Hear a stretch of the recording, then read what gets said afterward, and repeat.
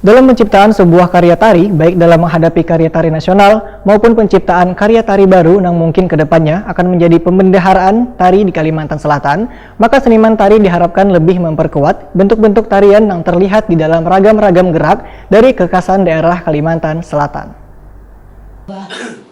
Komitmen kita bawa. Dalam penciptaan sebuah karya tari, baik dalam menghadapi karya tari nasional maupun penciptaan karya tari baru yang mungkin kedepannya akan menjadi perbendaharaan tari di Kalimantan Selatan, maka seniman tari diharapkan lebih memperkuat bentuk-bentuk tarian yang terlihat di dalam ragam-ragam gerak maupun dalam sebuah kostumnya. Ada sebuah bentuk dari kekhasan daerah Kalimantan Selatan. Demikian diperintahkan Kepala Taman Budaya Kalimantan Selatan Suharyanti, salah seorang narasumber dalam kegiatan workshop tari se-Kalimantan Selatan 2020 yang diselenggarakan Dinas Pendidikan dan Kebudayaan Kalimantan Selatan di NASA Hotel Banjarmasin selama 2 hari 3 sampai dengan 4 Maret 2020. Suharyanti mengaku khawatir bila kekhasan daerah Kalimantan Selatan yang menjadi poin utama ini telah hilang lantaran adanya perkembangan zaman dan banyaknya suku di Banua ini, maka akan mempengaruhi karya tari yang mereka buat menjadi meniru-niru dari daerah lain. Karena Kalimantan Selatan, ujar Suharyanti, sangat banyak memiliki peninggalan tari dari seniman nenek moyang, mulai dari budaya, adat istiadat hingga karya tari. Dalam pembekalan di workshop ini, maka kekhasan daerah Kalimantan Selatan inilah yang lebih ditekankan dalam penciptaan karya tari. Suharyanti menegaskan, kostum dan aksesoris sebuah tari yang sudah dibakukan jangan sampai dipakai asal-asalan atau sesuka hati, karena kostum dan aksesoris itu sudah identik dan menjadi sebuah lambang dan estetika juga etika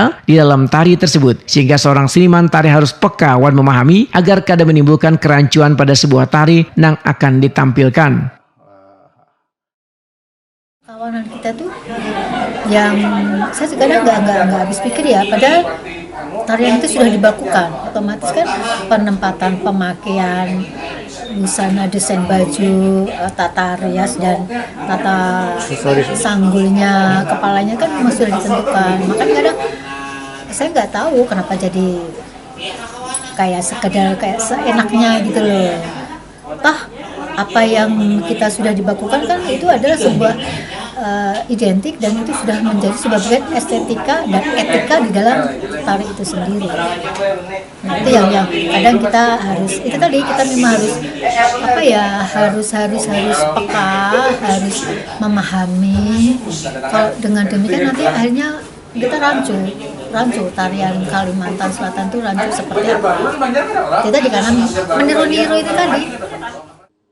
Suharyanti mengaku mencoba mengembalikan budaya tradisional kekhasan daerah Kalimantan Selatan dalam sebuah tari melalui kekuatan budaya lokal dan kada meniru-niru daerah lain. Dikarenakan jika meniru-niru daerah lain, supaya tarian tersebut kelihatan bagus tapi mengabaikan ciri khas kedaerahan yang ada di Banua, maka tarian tersebut akan kehilangan ciri tradisi yang ada di Banua.